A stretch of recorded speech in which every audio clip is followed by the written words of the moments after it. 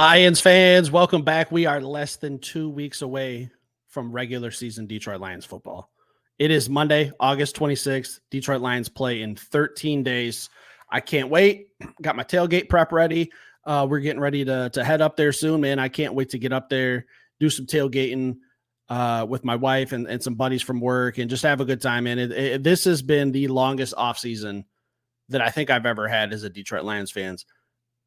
I've had a bad taste in my mouth since that NFC Championship game. I'm not over it.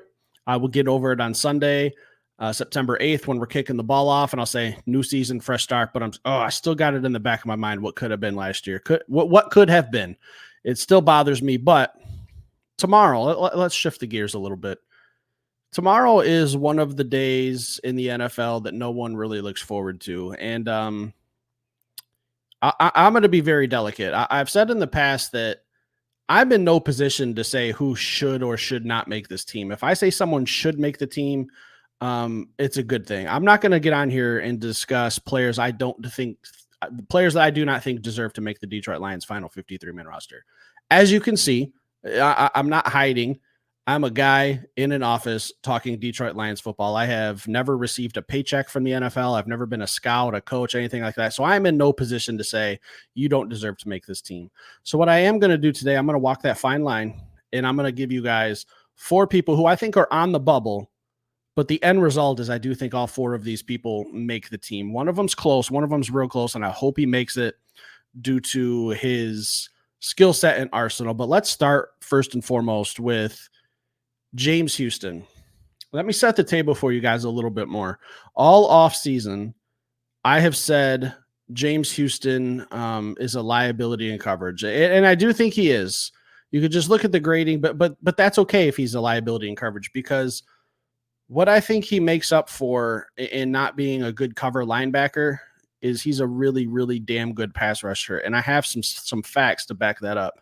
In the first preseason game against the Giants, I truly believe that Dan Campbell put him on the field, James Houston, that is, in coverage positions and situations just to see, just to get a test, just to see what he was really working with against another team with different formations, different personnel.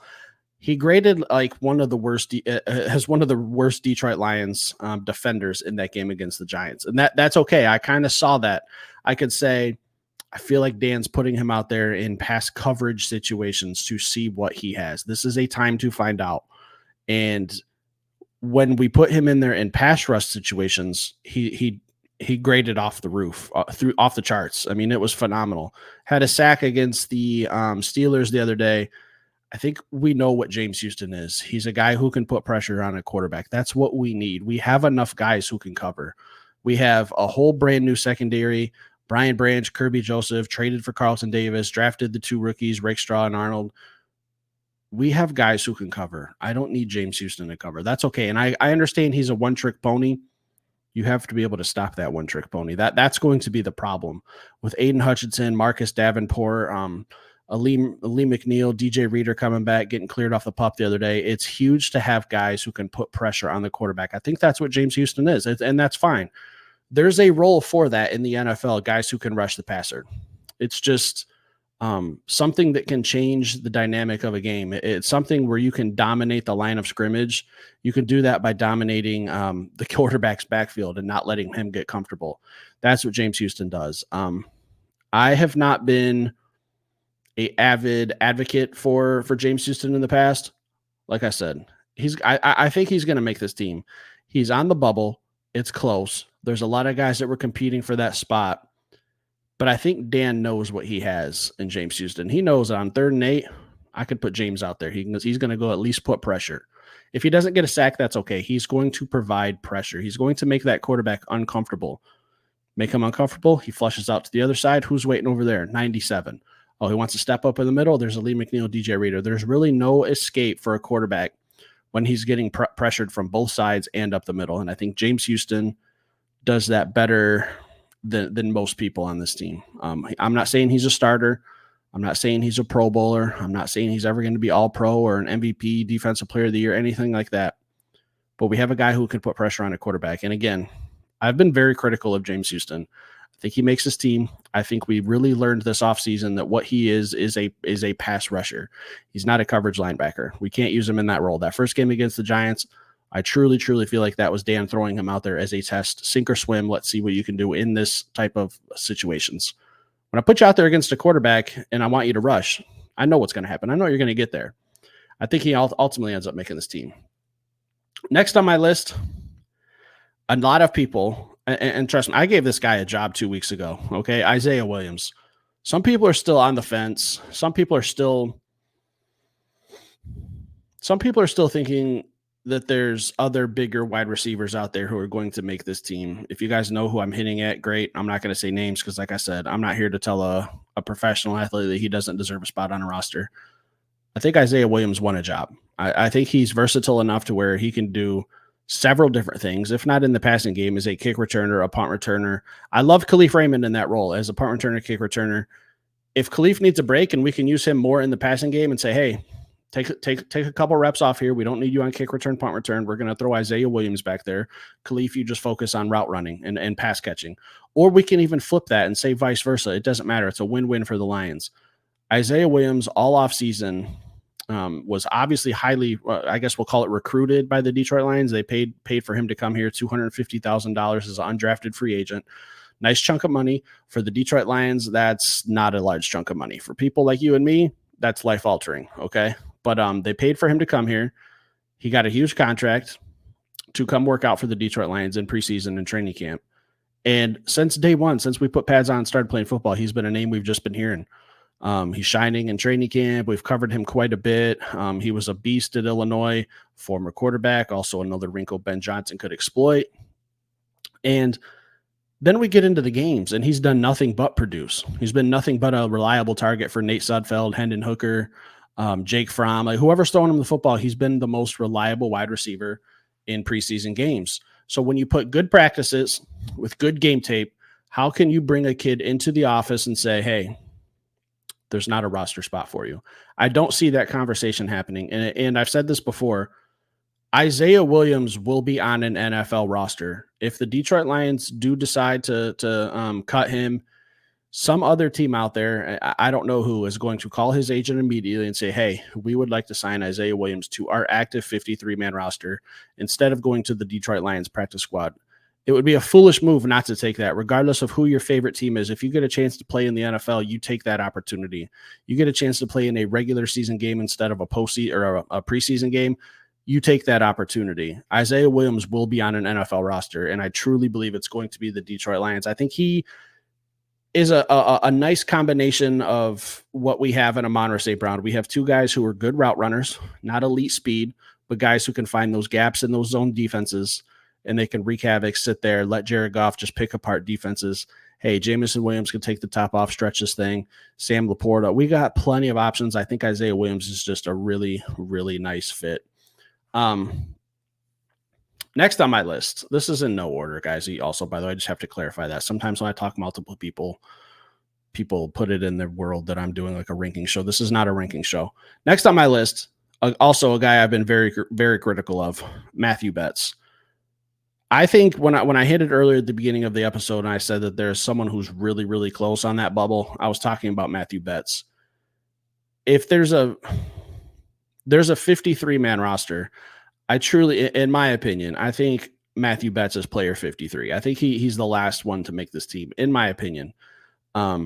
Again, this is another guy I've been very critical of. How is his game going to translate coming from Canada to the NFL? This is big boy football. I'm not really familiar with the style or rules of play over there in Canada. I don't care. I'm an NFL Detroit Lions podcaster. That's what I talk, all right? I don't follow Canadian football. But I know that there's a huge difference in talent. So my question was, when we signed him, I wasn't overly excited. I don't even think I did an episode about it. I was just like, okay, I'm going to give this guy a chance in training camp. We'll see.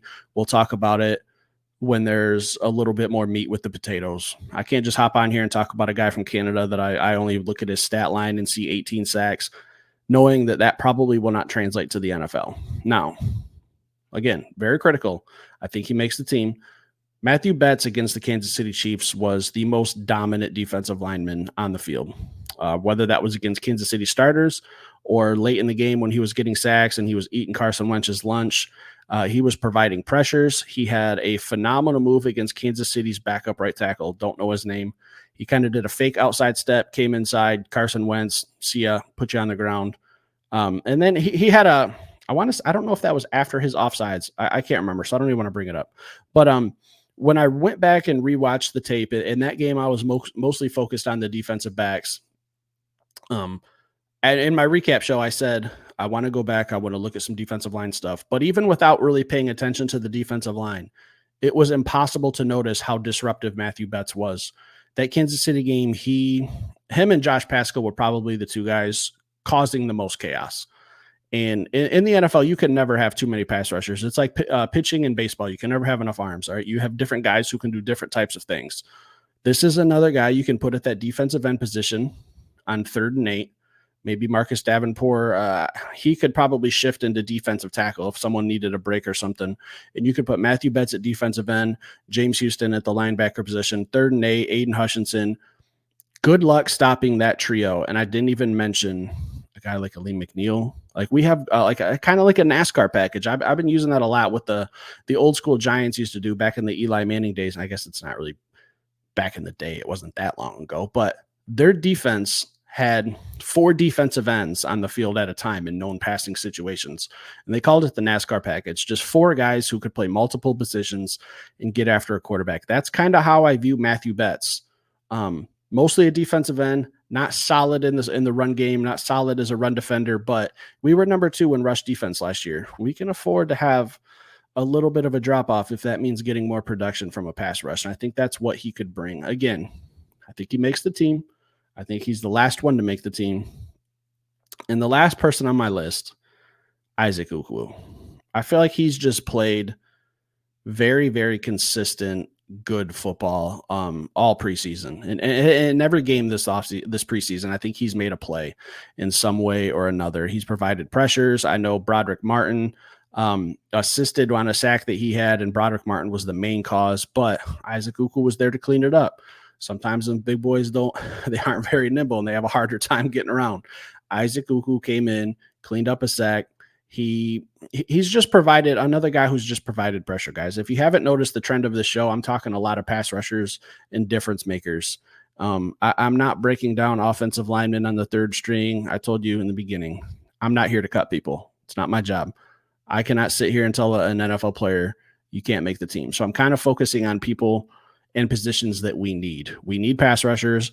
We need a little change up on the offense. It's not a must. It's not a requirement. Everything's good with our offense. I love exactly what we've done. Bolstered up our offensive line with Kevin Zeitler, another playmaker, another guy who can get the football in his hands like Isaiah Williams and make some moves. And then defensively, I'm focusing on pass rush. That was kind of the problem last year. Other than Aiden Hutchinson, we didn't have a lot of pass rush outside of Aleem McNeil, who was kind of hurt at the end of the year. We didn't have a lot of guys putting pressure on the quarterback other than Hutch. So that's kind of why I focused on 3 pass rushers and a wide receiver.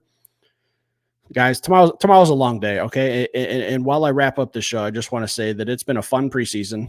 It's been fun keeping up with a lot of players. I've learned a lot about a lot of different players. Mitchell Agude, not sure it's going to happen with you. And like I said, if he doesn't make the Detroit Lions, Mitchell Agude is a guy that I will be cheering for regardless of where he goes. If you watch my episode on him, you know why. I'm not going to do a full dive, but I think the Detroit Lions and a lot of people who are going to be moving on to other teams these next few days, man, we've gotten some great knowledge of your game and your past. And I've had a blast looking into some of these players that I wasn't familiar with. And I'm glad that the preseason's over and we're moving on. Those are 4 people that I think make the team roster bubbles. Guys, I will do a more in-depth episode after cut day tomorrow once we see exactly how the roster is looking. So hit that like button, stick around, subscribe. I'll be back later with another show.